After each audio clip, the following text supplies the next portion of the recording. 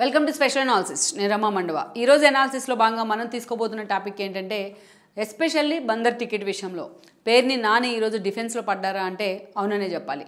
అందుకు ప్రత్యేక కారణాలు కూడా ఉన్నాయి. ముఖ్యంగా మనం చూసుకున్నట్లయితే పేర్ని నాని అలియాస్ పేర్ని వెంకట్రామయ్య ఎప్పటి నుంచో ఆయన కాంగ్రెస్తో కూడా అసోసియేషన్ ఉంది. అదే సమయంలో వైఎస్తో కూడా అదే స్థాయిలో అసోసియేషన్ ఉంది. ఒక కాపు సామాజిక వర్గానికి చెందిన నేతగానే కాదు, తను ఉన్న పార్టీ ఏదైనా సరే తనకంటూ కూడా ఒక వ్యక్తిగత ఇమేజ్ క్రియేట్ చేసుకోవడంలో నాని ఎప్పుడు కూడా ముందుంటారు. సో అలా ఆయనకు వైఎస్తో ఉన్న అసోసియేషనే ఆ తర్వాత రోజుల్లో జగన్మోహన్ రెడ్డి వైపు రావడానికి కూడా కారణమైంది. ఉమ్మడి కృష్ణా జిల్లాలో ఒక చాలా తక్కువ మందే ఉన్న కాపు సామాజిక వర్గాన్ని నుంచి వైసీపీని రిప్రజెంట్ చేస్తున్న నేతల్లో పేర్ని నాని ఎప్పుడు కూడా ముందుంటూనే వచ్చారనుకోవాలి. సో అలా పేర్ని నాని జగన్మోహన్ రెడ్డితోని ఆయన అసోసియేట్ కావడం జరిగింది. 2014లో ఆయన కొన్ని బెటర్ ఎక్స్పీరియన్స్లు ఎదురైనప్పటికీ 2019 ఎన్నికల్లో ఎమ్మెల్యే టికెట్ తీసుకున్నారు. ఆయన జగన్మోహన్ రెడ్డి బందర్ నుంచి ఆయనకి టికెట్ ఇచ్చారు. బందర్ నుంచి పేర్ని నాని గెలవడం జరిగింది. పార్టీ కూడా అధికారంలోకి వచ్చింది. అయితే ఆ రోజున పూర్తి స్థాయిలో అటు కొడాలి నాని, ఆయన సన్నిహితుడైన కొడాలి నాని గెలవడం కానీ, ఇటు పేర్ని నాని గెలవడం కానీ, వాళ్ళిద్దరినీ కూడా కమ్మ కాపు సామాజిక వర్గ ఫిట్లో వాళ్ళు పర్ఫెక్ట్గా ఫిట్ అయి ఉన్నారు.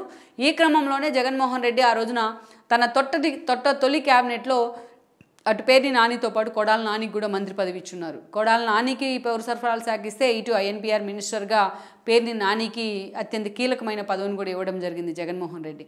పదవి సంగతి పక్కన పెడితే పదవి కంటే అతీతంగా కూడా ఆయన పనిచేస్తూ వచ్చారు పేర్ని నాని. ఎందుకంటే పవన్ కళ్యాణ్ టార్గెట్ చేయాల్సి వచ్చినప్పుడల్లా, ఎప్పుడైతే టీడీపీ కంటే ఎక్కువగా జగన్ అనుకో పవన్ కళ్యాణ్ టార్గెట్ చేస్తూ వచ్చారు చాలాసార్లు. తమ మొదటి ప్రత్యర్థి పవనే అన్నట్టుగా కూడా బిహేవ్ చేశారు. ఆయన సినిమాలు మొదలుకొని ఆయన వ్యక్తిగత జీవితం వరకు దేన్ని కూడా వైఎస్ఆర్సీపీ నేతలు వదిలిపెట్టలేరు. దానికి పవన్ కళ్యాణ్ కౌంటర్ వేసే క్రమంలో అనేక సార్లు మీడియా ముందుకి అందరికన్నా ముందుగా వచ్చి మాట్లాడింది పేర్ని నానినే. అటు జనసేన క్యాడర్కు, పవన్ కళ్యాణ్ అభిమానులకు, అదేవిధంగా మెగాస్టార్ మెగా ఫ్యాన్స్కు కూడా పేర్ని నాని ఎన్నోసార్లు పర్సనల్ టార్గెట్ అయ్యారు ఈ ఒకే ఒక్క కారణంతో.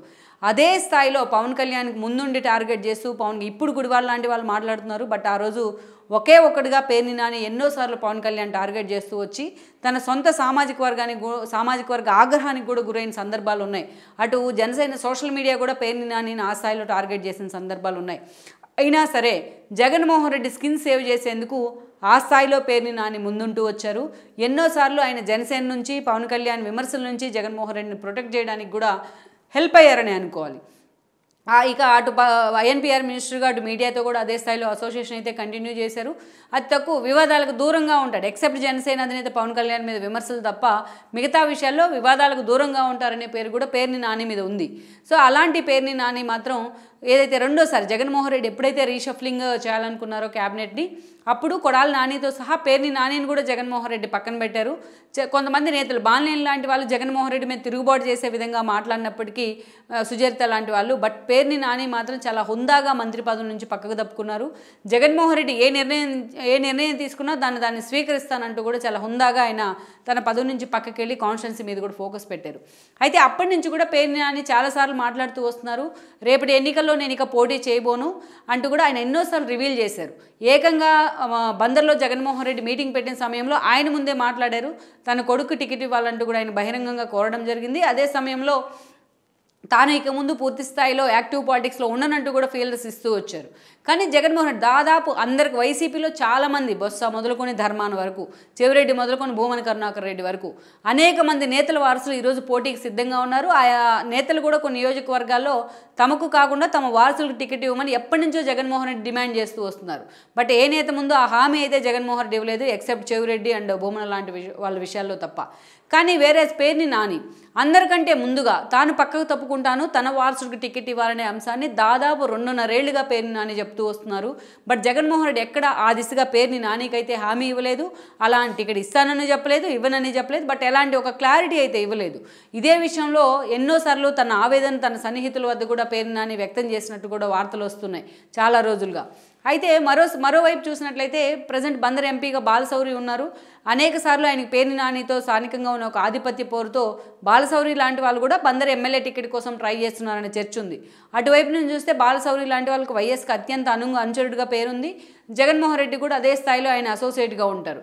సో ఇన్ కేస్ బాలశౌరికి టికెట్ ఇచ్చే ఆలోచన జగన్మోహన్ రెడ్డి దగ్గర ఉందా అని కూడా పేర్ని నాని వర్గం చాలా రోజులుగా అనుమానపడుతూ వస్తోంది. అయితే మరోవి చూస్తే కిట్టు మాత్రం పూర్తి స్థాయిలో బందర్ మీద ఫోకస్ పెట్టారు. సో తన తండ్రికి అతీతంగా, తన తండ్రి ఇమేజ్కి అతీతంగా తాను కూడా ఒక సోలో ఇమేజ్ని క్రియేట్ చేసుకునే ప్రయత్నంలో కూడా కిట్టు అక్కడ బిజీ అయ్యారనే చెప్పుకోవాలి. సో పూర్తి స్థాయిలో తన తండ్రి తరపున తానే అనఫిషియల్గా అక్కడ పనిచేసుకుంటూ కూడా కిట్టు వెళ్తూ వస్తున్నారు గత 2.5 ఏళ్లుగా. అయితే జగన్మోహన్ రెడ్డి నుంచి మాత్రం ఒక హామీ రాకపోవడం ఈరోజు పూర్తి స్థాయిలో పేర్ని నానిని మాత్రం డిఫెన్స్లో పడేస్తూ ఉంది. తాజాగా అత్యంత కీలకమైన కొన్ని స్థానాల్లో దాదాపు 11 స్థానాల్లో జగన్మోహన్ రెడ్డి ఒక ఎక్స్పెరిమెంట్ చేశారు. సిట్టింగ్లను మార్చడం కానీ, కొత్తగా ఉన్న అభ్యర్థులను అనౌన్స్ చేయడం కానీ, సో ఇలా కొత్త అభ్యర్థులను తీసుకొచ్చి అక్కడ పరిచయం చేసే కార్యక్రమం కానీ, ఇన్ఛార్జీలుగా పెడతాం కానీ. సో అట్లాంటి స్థానాల్లో కూడా తను ముందు నుంచి రేస్లో ఉన్నప్పటికీ, తను ముందు నుంచి ఈ కోరికను జగన్ ముందు పెట్టినప్పటికీ ఈ విషయం మీద క్లారిటీ ఇవ్వకపోవడం మాత్రం పేర్ని నానిని ఈరోజు డిఫెన్స్లో పడేసిందని కూడా అంటున్నారు. అందుకే ఆయన మీడియా ముందుకు వచ్చి తాజాగా జగన్మోహన్ రెడ్డి ఎవరికి టికెట్ ఇచ్చినా తాను ఈ అంశాన్ని స్వాగతిస్తానంటూ కూడా మాట్లాడడం, తన కొడుకు టికెట్ ఇచ్చినా ఇవ్వకపోయినా నేను అంతగా ఫీల్ గాను అని చెప్పి కూడా ఎంతో ఆవేదనగా మాట్లాడే ప్రయత్నం చేయడానికి మాత్రం మీడియా నోటీస్ చేసింది ఈ రోజున. సో ఓవరాల్గా పేర్ని నాని లాంటి ఒక కరుడుగట్టిన వైసీపీ నేత అనుకోవాలి, కరుడుగట్టిన జగన్ అభిమాని అనుకోవాలి ఆయన. అలాంటి నేతను కూడా ఈరోజు జగన్ ఆవేదనకు గురి చేసే విధంగా వ్యవహరిస్తున్న తీరు కానీ, కిట్టు విషయంలో ఇంతవరకు కూడా ఒక క్లారిటీ ఇవ్వకపోవడం కానీ, క్లారిటీ ఇచ్చినట్లయితే ఇది పేర్ని నానికి కూడా ఒక క్లారిటీ ఇచ్చినట్లు అవుతుంది. సో ఇది మాత్రం ఈరోజు పేర్ని నాని వర్గంలో ఒక ఆందోళన అయితే కొనసాగుతూ వస్తుంది. మరి ఈ పరిణామాలతో పేర్ని నాని నిజంగానే ఎలాంటి వైలెంట్ డెసిషన్ అయినా తీసుకునే అవకాశం ఉందని చర్చ కూడా అక్కడ వస్తుంది బయటికి. మరి పేర్ని నాని లాంటి వాళ్ళ విషయంలో కూడా జగన్మోహన్ రెడ్డి ఎందుకు క్లారిటీ ఇవ్వలేకపోతున్నారు అనేది అయితే మాత్రం ప్రస్తుతానికైతే మాత్రం $1 మిలియన్ ప్రశ్నగా మారిందన్నది వాస్తవం. ఈ వీడియో మీకు నచ్చినట్లయితే please share, like and subscribe R24 Telugu.